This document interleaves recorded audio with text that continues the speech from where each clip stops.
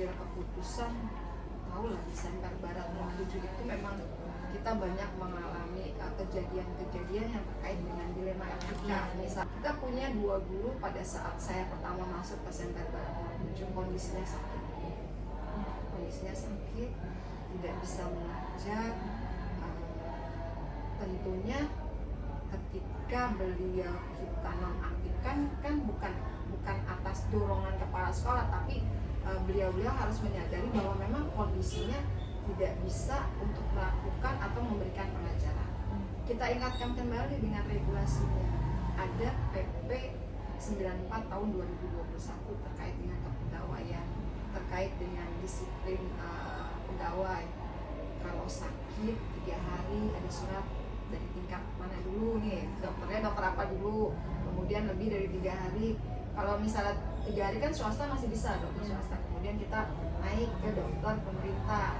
Nah, ketika teman kita itu sakit, tentunya menjadi pertimbangan bahwa beliau tidak bisa mengajar di kelas, kita tidak mungkin juga mengapa kehadirannya gitu, karena memang nyata tidak bisa mengajar di kelas.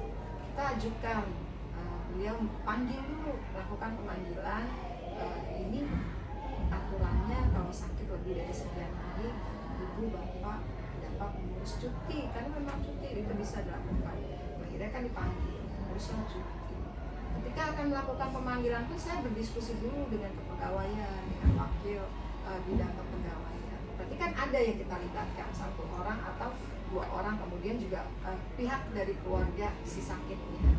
Nah, tentunya akan ada perasaan kontra, pro dan kontra itu pasti ada. Mungkin teman-teman yang tidak bergerak di bidang kepegawaian, yang point of view-nya bukan sebagai kepala sekolah, pasti Bu Ayu bikin aja sih, pakai shadow teacher. Kita sama, kita pakai shadow teacher karena dalam regulasi kalau beliau sakit bisa mengurus cuti. Sebenarnya pemerintah memberikan kemudahan gitu.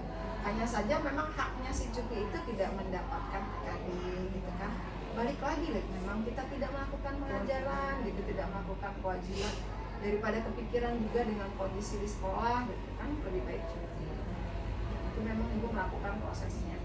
Akhirnya kemudian melakukan evaluasi, ya dievaluasi. Apakah ini ternyata banyak sekolah-sekolah yang memang mengalami hal serupa dan tidak tahu cara mengurus cuti sampai ke rumah sakit Cipto itu seperti apa. Dan itu kita masuk dan menjadikan pembanding, mereka mencari informasi. Ya.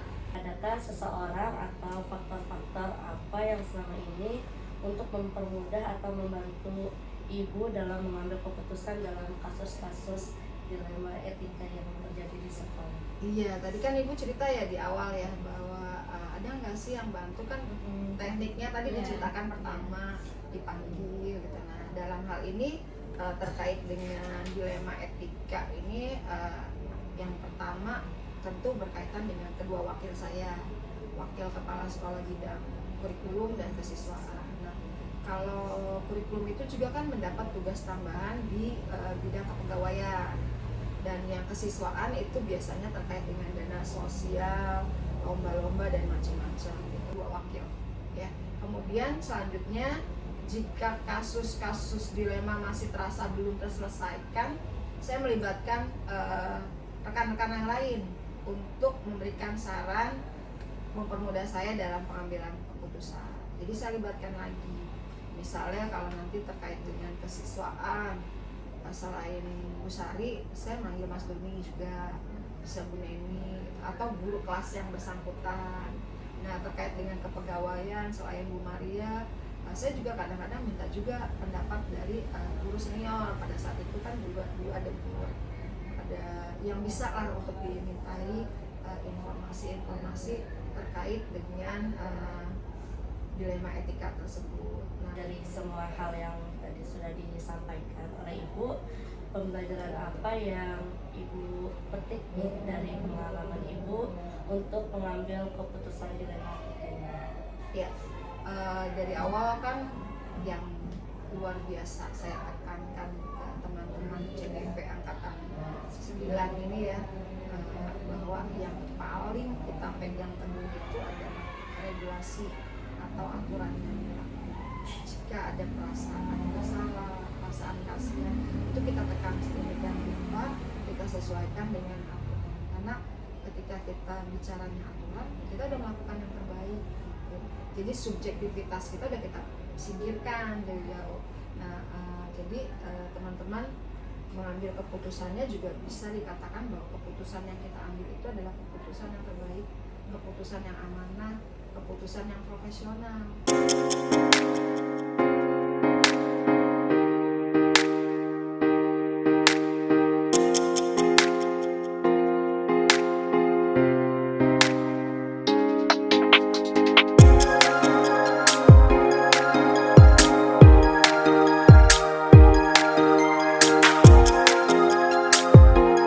Di dalam kita lingkungan sekolah ya pasti ada suatu permasalahan dilema etika yang nantinya akan mengambil suatu keputusan yang baik gitu.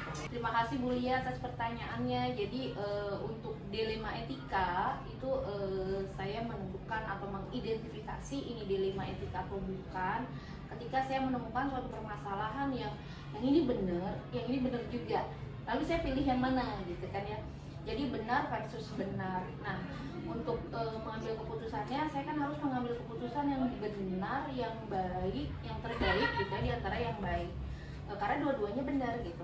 Nah, itu berarti saya mengalami sebuah dilema etika dalam pengambilan keputusan. Menjalankan pengambilan keputusan di sekolah ibu terutama untuk kasus-kasus dilema etika.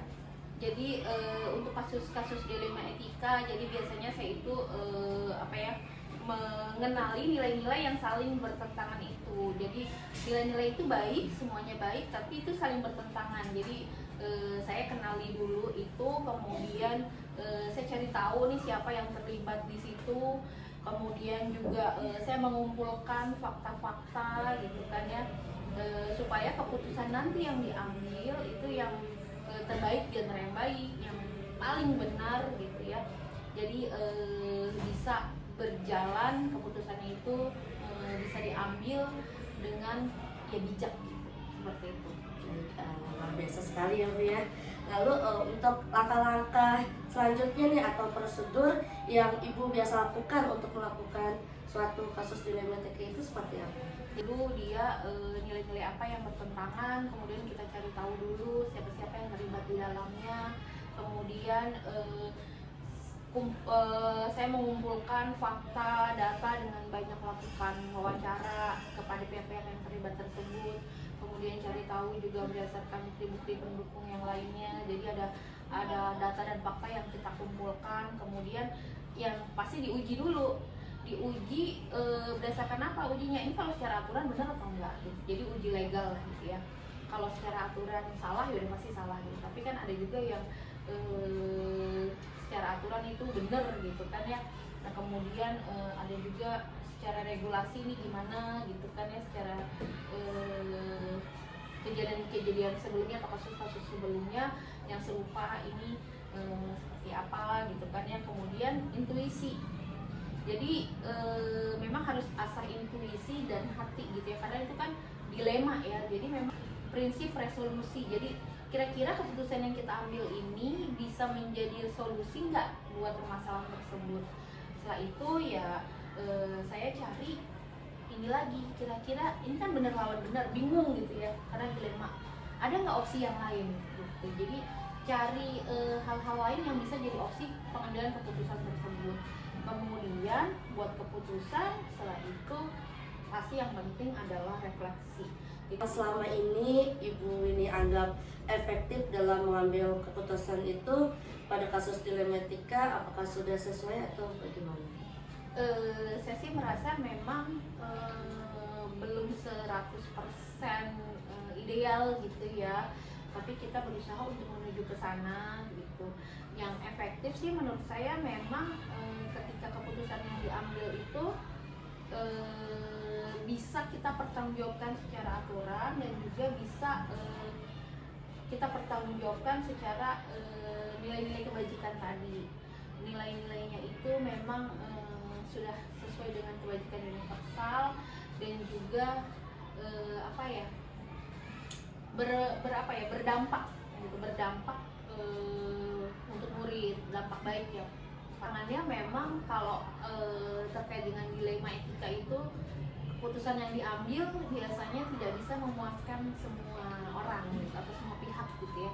Jadi keputusan yang diambil ini memang kadang-kadang ya tidak semua orang puas gitu kan. Tapi lagi-lagi kembali, kalau keputusan yang kita ambil itu berdasarkan saya sih berdasarkan aturan, berbasis aturan gitu ya. Jadi kalau itu sudah sesuai dengan aturan, sudah gitu kan. Ini memiliki jadwal tertentu itu untuk menyelesaikan permasalahan.